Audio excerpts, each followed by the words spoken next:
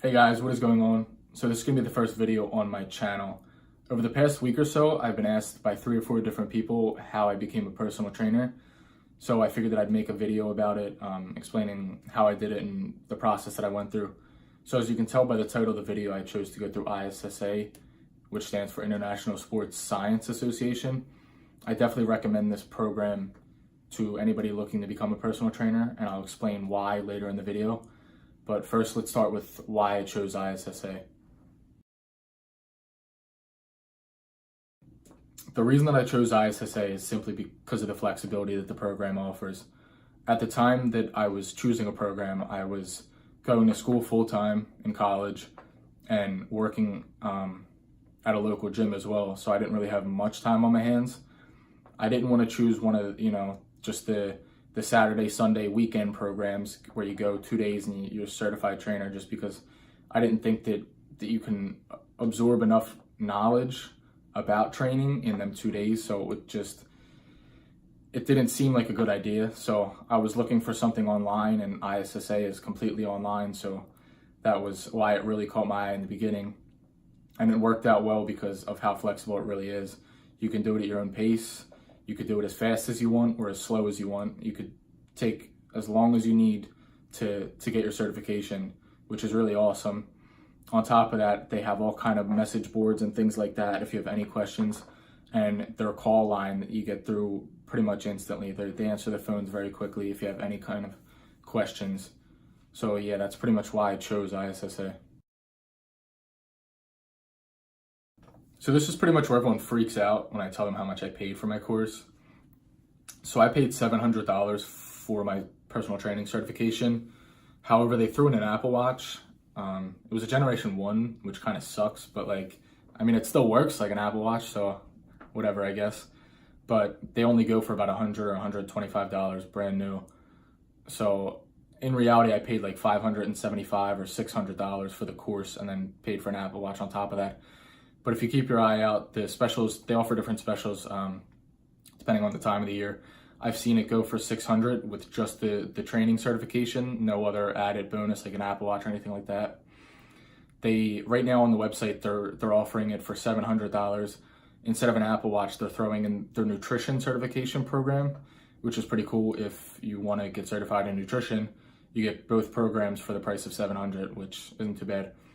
On top of that, you don't have to pay all $700 at once. You could do payment plans. So I believe that they offer a 6-month payment plan or a 2-month payment plan. So I did the 2-month payment plan. I ended up paying $350 the first month, and then by the end of the month, I was actually done the certification program. So I just paid my second half before the second month even came around, because you have to be fully paid up for them to send out your certification once you're done the course. So definitely something to think about if you want to do it. Just wait for a special and go for it.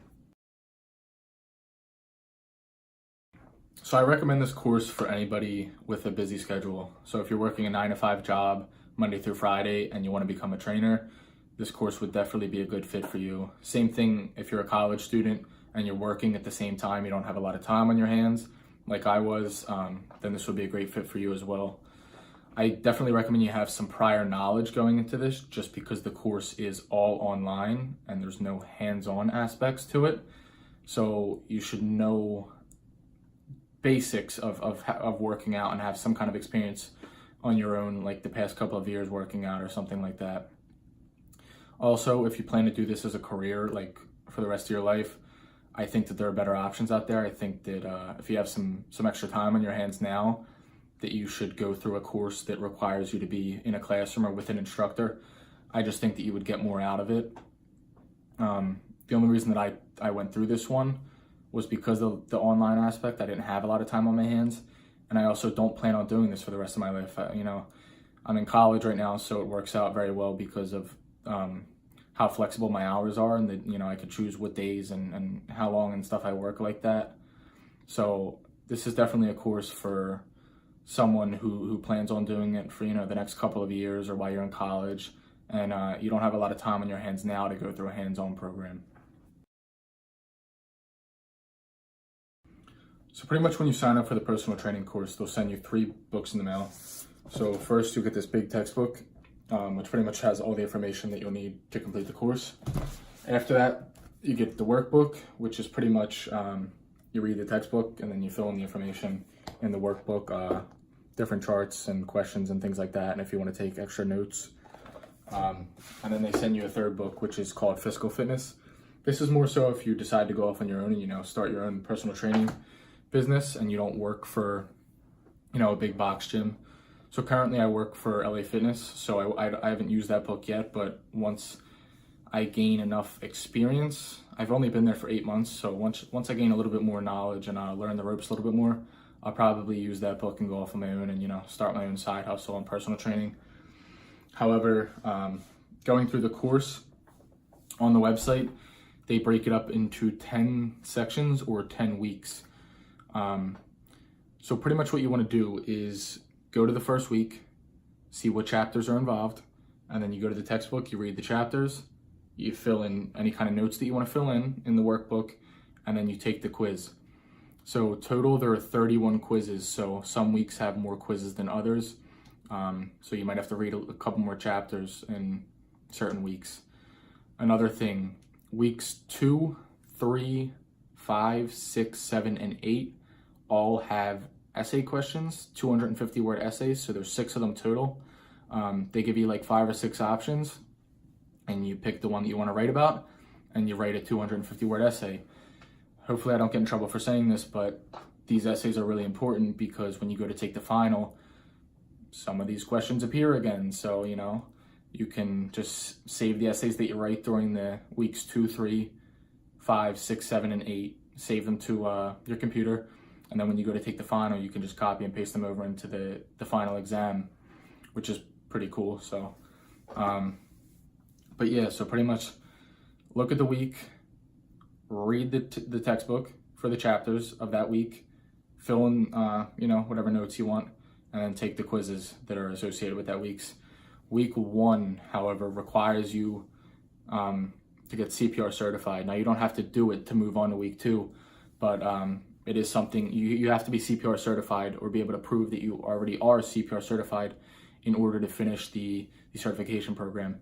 Now, it's really cool because they offer an online CPR class, which I ended up doing. It's about $40 or $50, and, took me like 45 minutes to an hour. You get CPR certified online, and then they send you out the card in the mail, and that automatically counts for your training certification program, so you don't have to worry about getting an outside CPR certified course. As far as the CPR course goes, I mean, unless you really want to learn about CPR and things like that, then I would recommend just going to an outside place, American Heart Association or something like that to get your certification, something that's hands-on if you're really interested in learning CPR. If not, then the course that they offer online, it satisfies the program, so you're able to complete the program. But it's completely up to you, whatever you want to do. For the final is 250 multiple choice, true and false, and matching questions. 6 essays, which I just said, focus on saving the essays that you write during the weeks because you can use them again in the final. And then 2 case studies. So pretty much they give you a mock client, 2 of them.